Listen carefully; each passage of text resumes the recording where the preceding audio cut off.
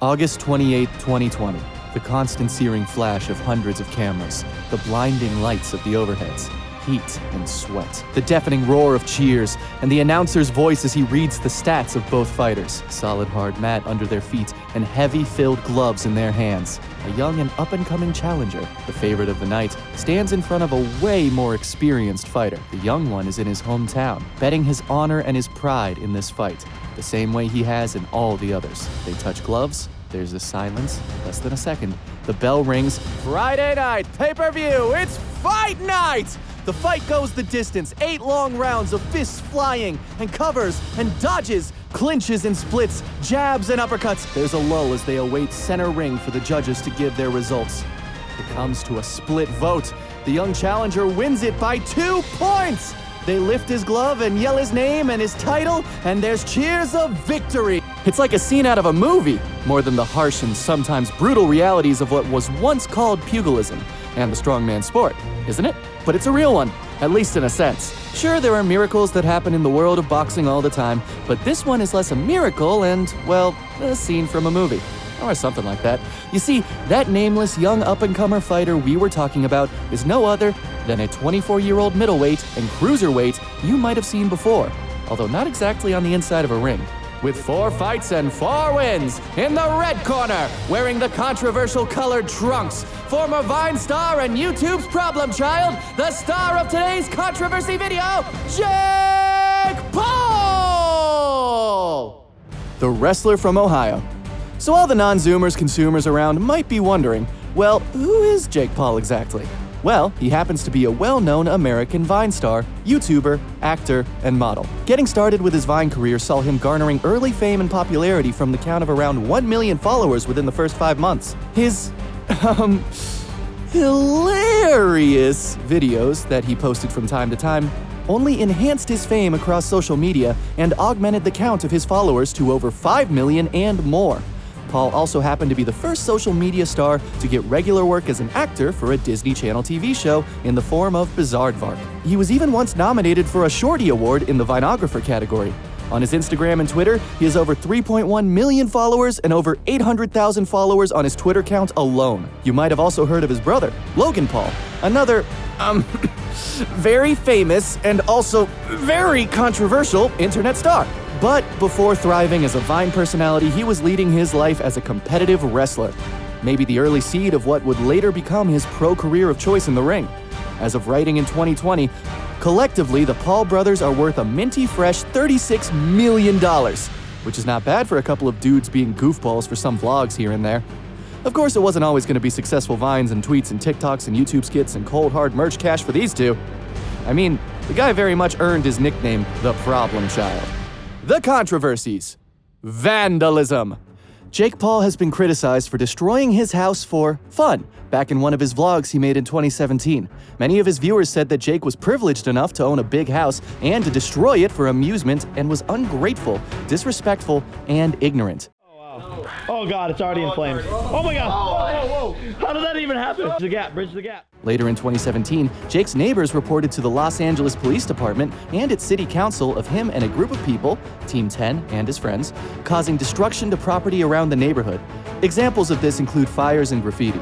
Jake's neighbors also complained about partying and pranking going around the neighborhood, as well as loud noises from him and Team 10, and an overwhelming number of his fans spontaneously visiting the Team 10's house after Jake had made his West Hollywood address public. Many around the area signed a petition to ensure safety and peace in the neighborhood.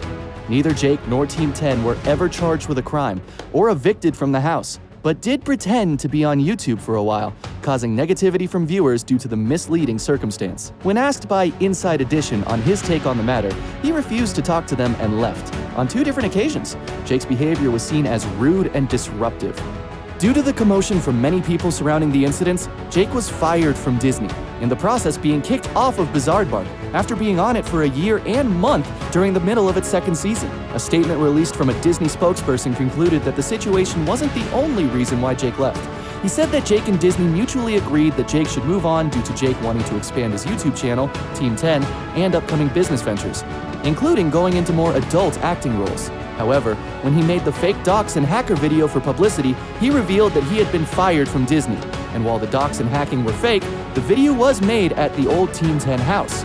They made the video 2 months after leaving the house, showing that Jake did in fact get fired due to his actions.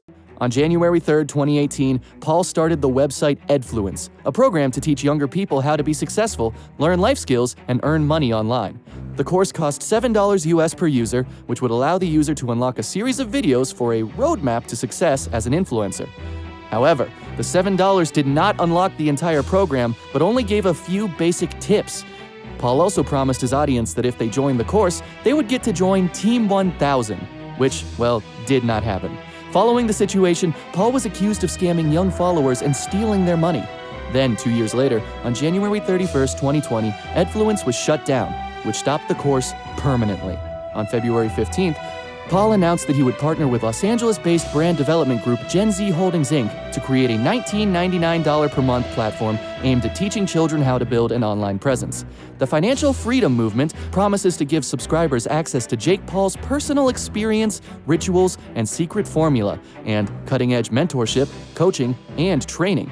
The program has been criticized by some, with one interviewer questioning whether it would send a dangerous message to his young fanbase.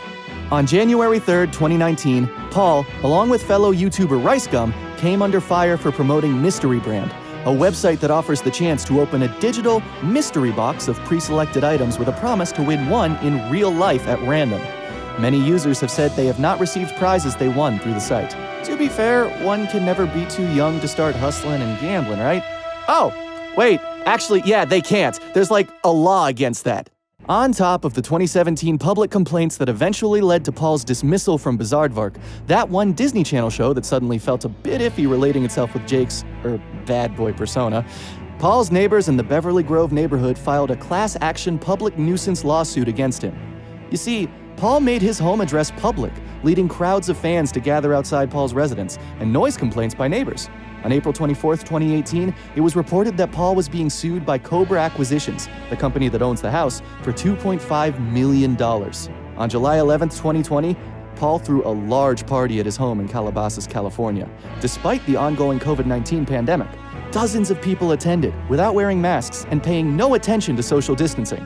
After complaints from neighbors and videos surfaced on social media, Calabasas Mayor Alicia Weintraub expressed outrage, saying, "They're having this large party, no social distancing, no masks. It's just a big, huge disregard for everything that everybody is trying to do to get things back to functioning." She continued saying, "It's really just a party acting like COVID does not exist.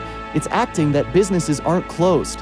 She later added that the city was looking into all of our options regarding penalties for Paul and the attendees of the party.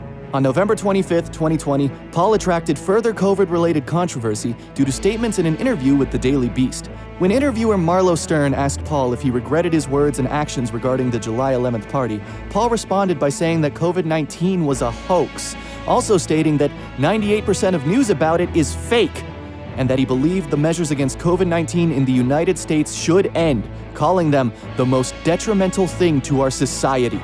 He then incorrectly stated that the flu had killed as many people in the United States in 2020 as COVID-19 did, and claimed that medical professionals have also said that masks do absolutely nothing to prevent the spread of coronavirus. He later referred to said professionals as dozens of my medical friends. When Stern tried to question his claims, Paul told Stern, You're arrogant. You're very arrogant. You want clickbait, and I've never even heard of you." The interview sparked condemnation from various individuals and media outlets, such as Page Six and fellow YouTuber Tyler Oakley, who called Paul aggressively ignorant and embarrassing. But hey, this was all during his era as an internet person, right? Why are we bringing all this past controversy up, huh? Certainly his fighting days are all on the straight and narrow, right? Well... The problem child's fight record. Jake's first fight was actually an amateur event in which he was the main underbill to his own Big Brother's boxing debut against another YouTuber called KSI. Jeez, what is it with these internet celebrities trying to be boxers? And even from way early on as an amateur boxer, there's already plenty of skew with his track record. Jake would also fight the other YouTuber's younger brother, Deji. There were 2 press conferences where Jake and Deji would insult each other most of the time. A few days before the fight, Deji showed up at one of Jake and Logan Paul's meet and greets, and Jake responded by slapping Deji in the face. One of Deji's friends attacked Greg Paul, Jake and Logan's dad. Jake Paul and Deji also released diss tracks on each other. All this to say that they spent more of their time fighting outside the ring than in it, which was a 5-round fight with headgear on. Jake Paul won the boxing match, However, Deji gave him a bloody nose in the very literal sense of the word. And that was it. Jake was hooked and had decided on his new career. His second, and actually first, pro fight would be against Anezan Gibb in Miami, Florida. Mr. Gibb also happened to be a lesser-known YouTuber and FIFA Let's Player rather than, a professional athlete. Not to mention he was considerably smaller in both height and build in front of Paul. The fight lasted only 2 rounds and ended on a spectacular KO by the problem child. Now, fights number 3 and 4 are where it actually gets interesting. You see, those fights were actually against pro athletes. Actual fighters, mind you. Well, retired actual fighters who almost doubled Jake in age and belonged to different professions, mainly wrestling and grappling for UFC, but still, an actual challenge and a step up, right? Now, it's hard to tell if both these fights were thrown, as the boxing kids say, but they certainly seem iffy. Fight 3, against former MMA fighter Ben Askren, ended with an impressive yet convenient round 1 KO. Lots of rumors claim that Askren feigned the knockout and the damage from the punch and was actually seen joking around backstage after the fight. Although honestly, that might have just been from the crisp $500,000 that were his salary for the performance. The 4th and most recent fight was against former UFC welterweight champion Tyron Woodley. That one fight at the beginning of the video we so nicely reenacted for you. Turns out that at the moment when Paul was against the proverbial and literal ropes, it can apparently be seen that Woodley doesn't just hesitate, but full-on stops his attack so as to let his challenger recover. A big no-no in the boxing world. Now, does this all mean that all of Jake Paul's fights are rigged? Well, yeah, probably. But not in the shady, smoky rooms deals of life and death that you might be imagining. After all, boxing is just as much spectacle as it is sport. So the fighting itself might not be rigged, but the particular competitors definitely seem to be. Again, guys who are either half his size or twice his age don't feel like an actual professional fair fight for Mr. Troubled Child. Now, a fight against a prim and proper pugilist athlete, now that might be worth the pay-per-view. So what do you think? Did we miss any details that prove the fights are rigged? Any Paul Kinners out there? Leave us a like and a comment and let us know.